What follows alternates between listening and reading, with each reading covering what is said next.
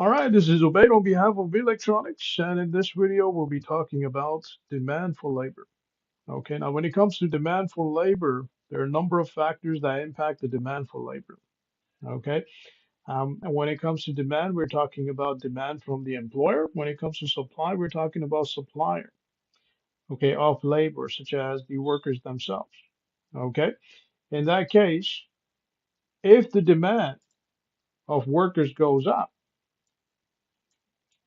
let's say this is your demand curve. And if the demand of workers will go up, okay, this curve will shift to the right. On the other side, if this demand was to go down for whatever reason, this curve will shift to the left. And one of the reasons why this demand may change is because the demand for supply or finished products. Okay, so this is one factor, demand for supply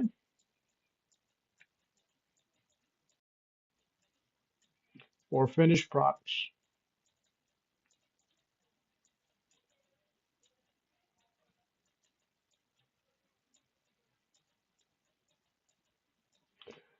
All right, now if the demand for supply or finished products goes up for whatever reason, let's say the cost of production goes down as a result of which you have economy of scale where the employer is willing to produce more. And if that is the case, then the demand for supply or finished products may go up as the supplier reduces the price, right? Because we know, as per the model of ceteris paribus, all other things being equal, all the other factors being equal, the price will impact demand. Okay, as the price goes down, the demand will go up. So in this case, if the cost of production goes down, okay, the employer will be able to sell the product for a reduced price. If that's the case, then the demand for a finished product may go up. Now, that is not the only reason why the demand may go up. The demand may go up for a number of reasons. Could be because of taste and preference. Okay, it could be because of the size of the population. Okay, it could be because of the demographics of the population, right? So you have a certain age group, and that age group demands a certain product. Okay, it could be a wheelchair, it could be um, your hearing aids. Okay, it could be anything at all. All right. So when it comes to demand, if the demand goes up for a certain product, okay, the demand for labor will go up. Why? Because it's possible that the employer might be willing to produce more of that product as the demand goes up, right?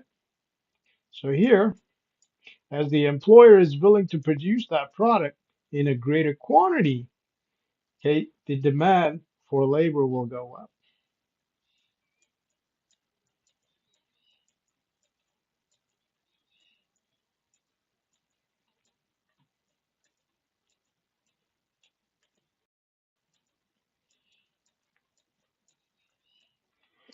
All right. Now, apart from that, you also have education and training.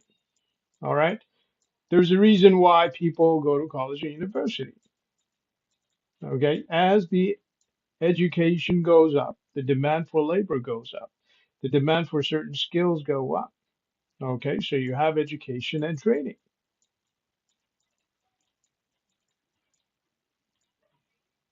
Okay. Oftentimes we hear that a certain individual with a PhD might earn higher than a certain individual without a college degree. Okay. As a result of which, okay, we know that the better the education and the better the training, the higher the probability of getting a job. As a result of which, we know that as the workforce in general becomes more educated and gets trained, okay, the demand for labor from all the employers in the workforce will go up. Okay, so as the education goes up, demand for labor goes up.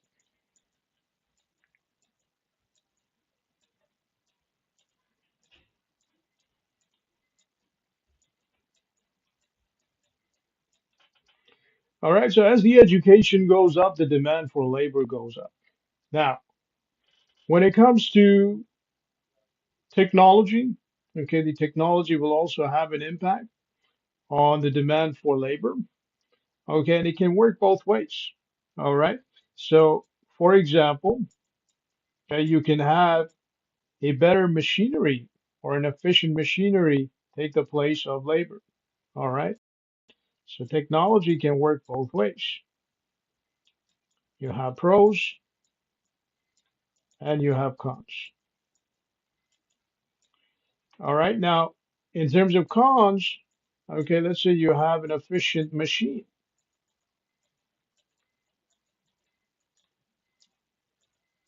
that takes the place of a worker. So efficient machines replace workers.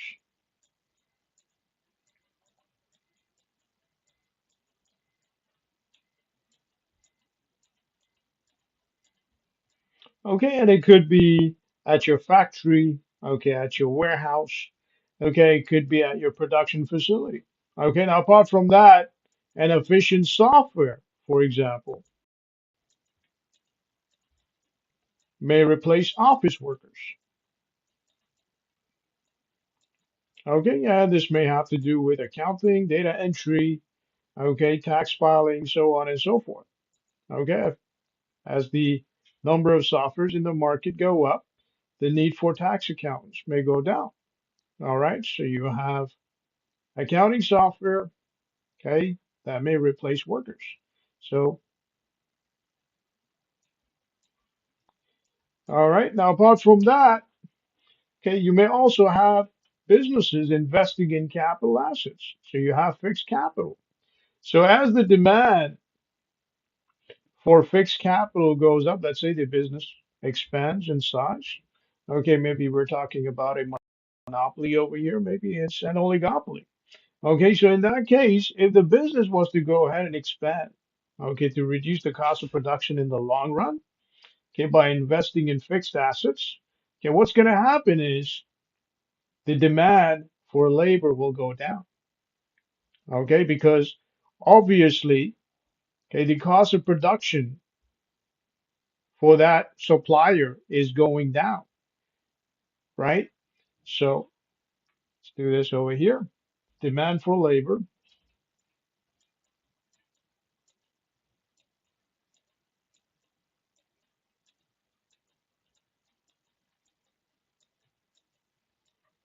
goes down, okay, as companies invest in fixed assets such as machinery, equipment, tools, so on and so forth, which replace workers. Okay, so investment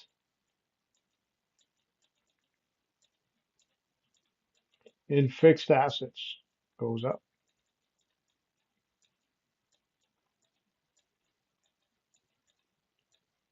All right. Now, it may also work the other way. Okay, if the company was to invest in more buildings, okay, land or production facilities, it's possible that the demand for labor may go up while the cost of production goes down. Okay, because as a company produces more, okay, the cost of production is spread out over a larger number of units or over a longer time frame. So in that case, okay, as the investment in fixed asset goes up, the demand for labor goes up. Okay, they're both complementary. Okay, so it could either act as a substitute or a complementary factor. All right. Now, apart from that,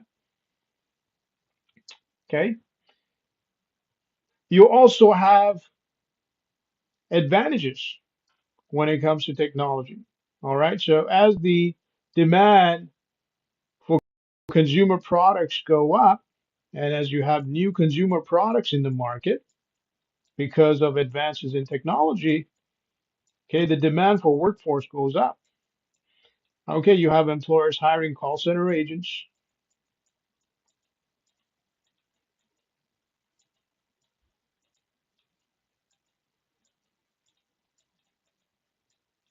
Okay, you have employers hiring office workers, okay, and professionals.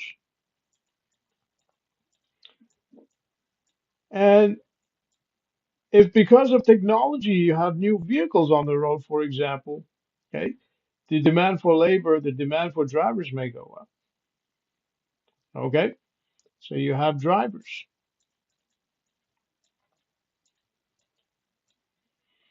Okay, so on and so forth. So technology can work both ways when it comes to having an impact on the demand curve. Now, apart from that, okay, the number of companies, the total number of companies, okay, will impact the demand for labor as well. Now, again, it can work both ways. Okay, as the number of competing companies goes up, the demand for labor will go down. Okay, if the suppliers make similar products, right, such as monopolies. Okay, so if you have a monopoly competing for the same product or similar product, which acts as a substitute, okay, in that case, the demand for labor will go up or down. Okay, so if the number of companies go up, okay, the demand for labor will go down. Okay, this will be D1. And the reason why it goes down is because you have more companies competing for the same market share. All right. And in that case, okay, what's going to happen is for one particular company, they're going to need more investments and less workers. All right. So investments to reduce cost of production.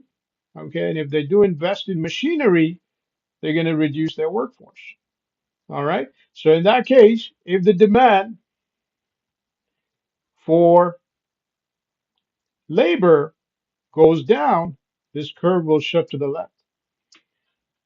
All right. Now, this is if you have oligopolies or monopolies or companies that make similar or differentiated products, such as in the case of a monopolistic competition.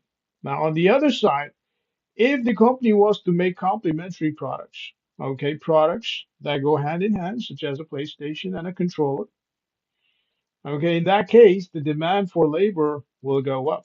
Why? Because the production goes up. All right. Now, if the demand for labor goes up, let's assume that this is D2, your demand curve will move to the right. All right.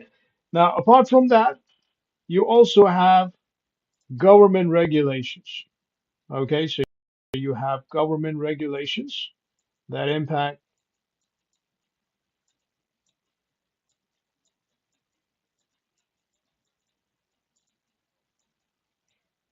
okay, that impact demand for labor. All right. So government regulations like price floor may reduce the demand for labor.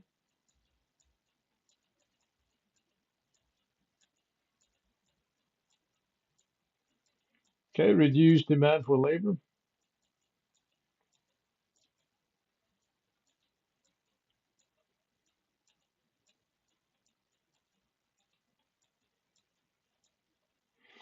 All right. And okay, you have price ceilings.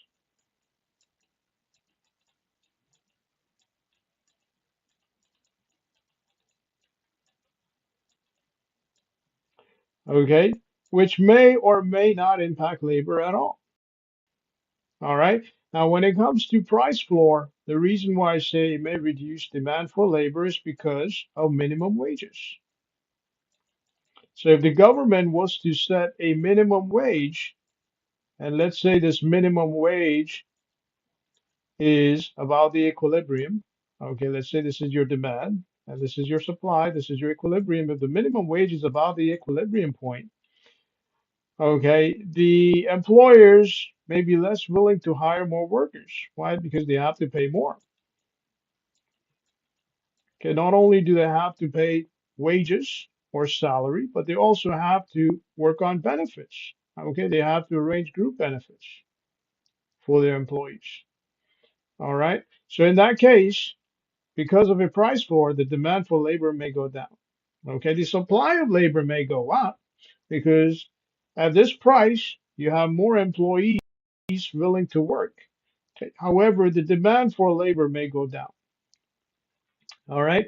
Now, apart from that, when it comes to price ceiling, okay, if there is a price ceiling, and let's say the government goes ahead and puts a price ceiling and makes sure that the supplier cannot raise their prices about a certain price, then in that case, okay, the demand for labor will go down because the supplier is no longer interested in producing more products, right? Because the cost of production is not a factor over here. However, the government regulation stops the supplier from raising their prices. Okay, so demand for labor. All right, so now that we have price floor and price ceilings, okay, you also have price availability and other input of production. Okay, and this has to do with cost of raw materials, natural resources, equipment, machinery, so on and so forth. Okay, so when it comes to price availability and other input of production,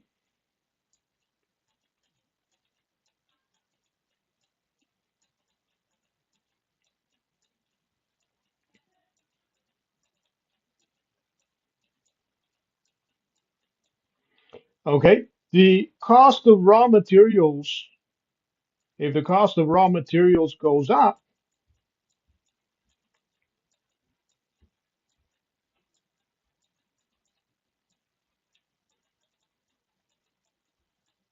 if the cost of raw materials go up, what's going to happen is, okay, the demand of labor, the demand for labor, okay, will go down because the production will slow down. So here the production will slow down,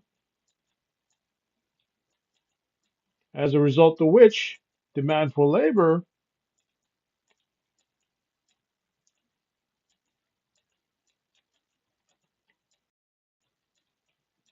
will go down. All right. Now you have other factors such as immigration and emigration as well.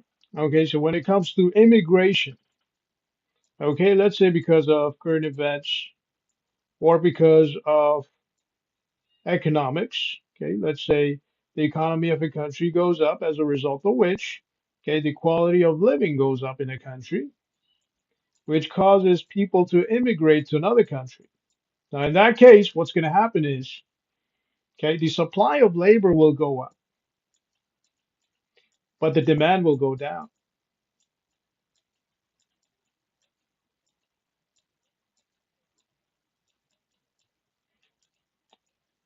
All right. The demand will go down as a result of which there's going to be a lot of competition between workers, a lot of competition between workers, and a lot of unemployed workers.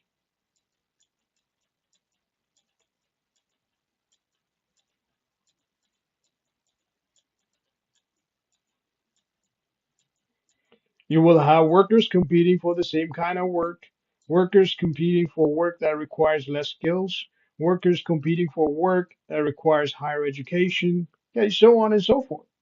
Okay, so in that case, immigration may reduce the demand for labor. Okay, immigration also comes with its pros and cons. So when it comes to immigration, if people move out, okay, it may increase the demand for labor because now you have fewer workers. Okay, so fewer workers.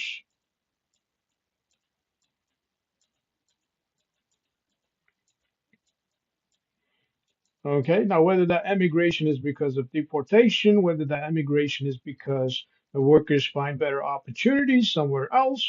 Okay, so in that case, fewer workers, higher demand.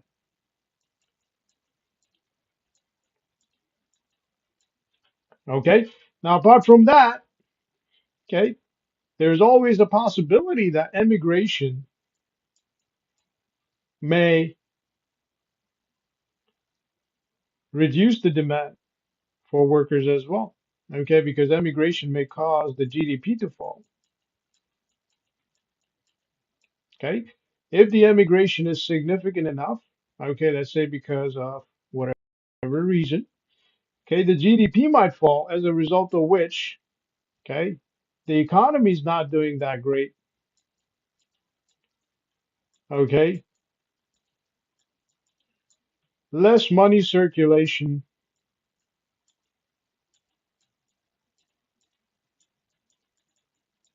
okay, less purchasing power, as a result of which, okay, you have less demand for workers because the businesses are not doing that great. Okay, the growth of businesses is relatively slow. Okay, hence the demand for workers will go down in certain countries. All right, so this is basically how the demand for labor works in general. On behalf of electronics, this is Obey. Have yourself a great day.